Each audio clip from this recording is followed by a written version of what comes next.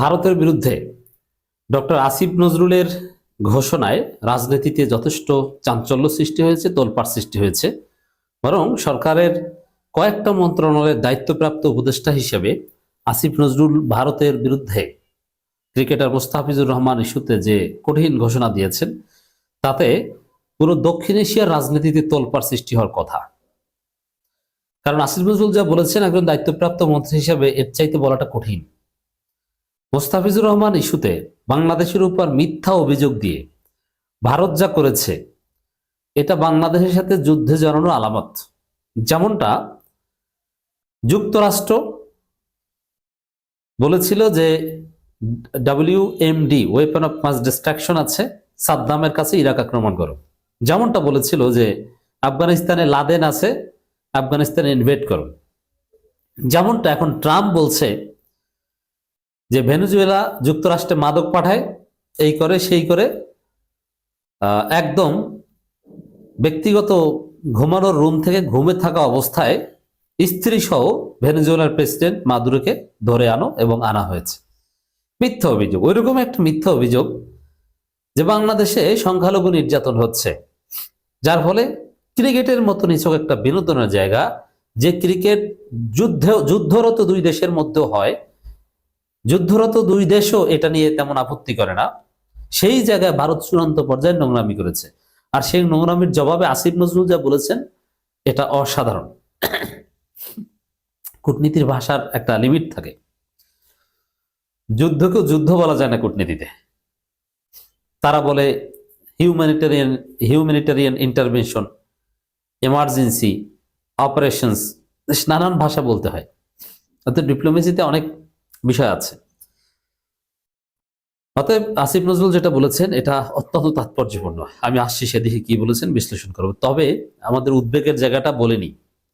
যারা foreign policy, negotiation, diplomacy, regional politics এগুলো বুঝতে চান, দক্ষিণ এশিয়ার রাজনীতি বুঝতে চান, বাংলাদেশ ইন্ডিয়া যে ডিপ্লোম্যাটিক যে একটা এক্সাইটমেন্ট এখন দেখছেন, এটা যারা বুঝতে চান, তাদেরকে প্রথমে বুঝতে হবে আসিফ নজরুল যা বলেছে, ইউনূস সরকার যা বলেছে, IPL সম্প্রচার বাংলাদেশে বন্ধ করবে, বাংলাদেশ প্রয়োজনে ভারতের মাটিতে ক্রিকেট খেলবে না, বাংলাদেশ ভারতে যে ম্যাচটা আছে ওটা শ্রীলঙ্কা নিয়ে যান, অনেক কথাবার্তা।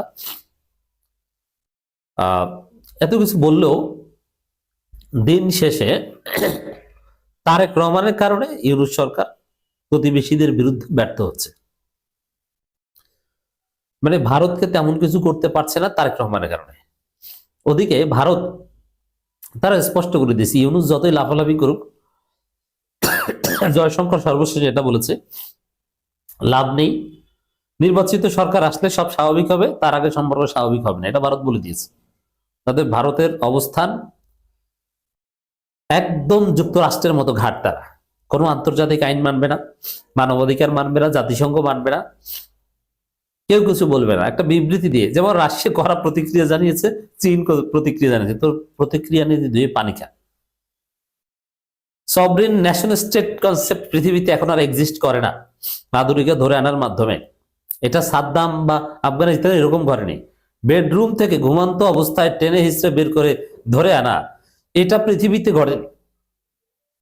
আর এটা ঘটলে অনেকদিন যুদ্ধের পর ঘটে, কিন্তু এখানে এক অপারেশন এটা করেছে। অবশ্য তাদের সার্বভৌমত্ব দুর্বল ছিল, এটা ভিন্ন আলোচনা, আমি আলোচনা করছি না, আগ্রহী না। বাংলাদেশ নিয়ে এখন আমরা চিন্তিত, আমাদের উপর কখন ভারত হামলা করে, এটা নিয়ে আমি এখন বিশ্লেষণ করছি। কারণ যেভাবে ভারত পরিস্থিতি সাজাচ্ছে, সংখ্যালঘু নির্যাতন বা নানান, ওই যে ওই WMDর মতো, লাদেনের মতো, মাদুরের মতো, মাদক দেয়, অমুক তমুক, এরকম নানান কিছু বলেই তো in the name of humanitarian intervention India May invade on Bangladesh. তারা যদি হামলা করে তখন কি বলবে জানেন? বলবে যে আমরা হিউম্যানিটেরিয়ান ইন্টারভেনশন করছি এবং এটা জাতিসংঘ অ্যাপ্রুভড। আমি এখন সেই জাতিসংঘের কোন ধারায় কি হিউম্যানিটেরিয়ান ইন্টারভেনশন আছে, আপনি অন্য একটা দেশের সভরেনিটি সারপাস করে invade military intervention, military operation launch করতে পারেন কোন যুক্তিতে? হিউম্যানিটেরিয়ান ইন্টারভেনশন, যে অমুক দেশে মানবাধিকার লঙ্ঘন হচ্ছে। এবারে ভারত এইটাই বলছে, বাংলাদেশে সংখ্যালঘু নির্যাতন হচ্ছে, এটা কোন একটা বিশেষ সম্প্রদায়ের উপর যদি এথনিক মাইনরিটি বা কোনো রিলিজিয়াস গ্রুপের কারণে যদি তার বিশ্বাসের কারণে তাকে নির্যাতন করা হয়, এটা মানবাধিকার লঙ্ঘন, ভয়াবহ মানবাধিকার লঙ্ঘন। এবং এই ধরনের লঙ্ঘনের বিরুদ্ধে মিলিটারি ইন্টারভেনশন, কালেকটিভ সিকিউরিটি নেওয়ার বিধান আন্তর্জাতিক আইনে আছে। এজন্য যুদ্ধ কিন্তু আন্তর্জাতিক আইনে বৈধ। এজন্য দেখবেন যে যুদ্ধ যারা করে, যুক্তরাষ্ট্র যত যুদ্ধ করে, জাতিসংঘ একটা যুদ্ধকে অবৈধ বলেছে না। তারা অনেক সময় জাতিসংঘ সিজফায়ারের চেষ্টা করেছে, কিন্তু কোন যুক্তিতে যুক্তরাষ্ট্র দানাই ফানাই করে বৈধতা দেয়? তারা বলে আমরা মানবতার জন্য যুদ্ধ করি, মানুষ মারি মানুষ বাঁচানোর জন্য। এটা নিয়ে অনেক আলোচনা আছে, যারা ইন্টারন্যাশনাল রিলেশন পড়েছেন তারা এগুলো বুঝেন। আমি পড়েছি এবং পড়িয়েছি, আই নো দ্যাট। আমি সেই একাডেমিক আলোচনা এখানে যাচ্ছি না। তো এখানে ভারত বাংলাদেশের সার্বভৌমত্বকে মোটেও বলছে না। আর এখন যে পরিস্থিতি, এটা তারেক রহমানের কারণে। কারণ ভারত তারেক রহমানের সাথে আন্ডারস্ট্যান্ডিং এসেছে। জয়শঙ্করের নিয়মিত কথা হয়, জয়শঙ্কর 40 মিনিট মিটিং করে গেছে। আবার ভারতের যত এজেন্সি আছে বাংলাদেশে, ভারতপন্থী যত সংস্থা আছে, এনএসআই বলেন আর ওয়াকার রিলেটেড যা বলেন ডিজিএফ, এরা তারেক রহমানের অফিসে বসে ঘন্টার পর ঘন্টা মিটিং করে, কেউ কিছু বলতে পারে না।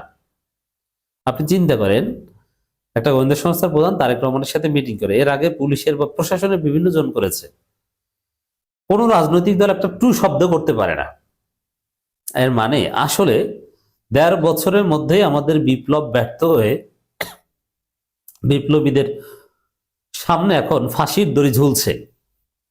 একদিন এই সুলাইমানের কথা বলবে না। আমরা হয়তো সেই তালিকে আছি, আমরা জীবনের ভয় করে অ্যাক্টিভিজম করি না। প্রতিনিয়ত অনেক হত্যার হুমকি পাই, একদম শেষ করে ফেলবে ইন্ডিয়ান নাম্বার থেকে। আর মেসেঞ্জারে, ইনবক্সে তো ডেইলি 5টা 10টা এটা আছে, আর কমেন্টও আছে, আপনারা দেখেন। এগুলো যারা দেন ওগুলো আমরা গুনিই না, কারণ মৃত্যুকে ভয় করে আমরা চলি না। হোয়াটএভার। তো এখানে দেখেন আসিফ নজরুলের বক্তব্যটা, এটা একটা সরকারের পক্ষ থেকে ইন্ডিয়া যে ঘটনা ঘটিয়েছে এতে সর্বোচ্চ প্রতিক্রিয়া। যদিও এটা ইউনুস নিজে প্রতিক্রিয়াটা জানা আর ভালো হতো। ভারতীয় ক্রিকেট বোর্ডের নির্দেশ, এটা ক্রিকেট না, এটা ডিপ্লোমেসি। মোস্তাফিজুর রহমান জাস্ট এখানে একটা বলির পাঠা, কিন্তু মূল হচ্ছে এটা ভারতের রাজনীতি।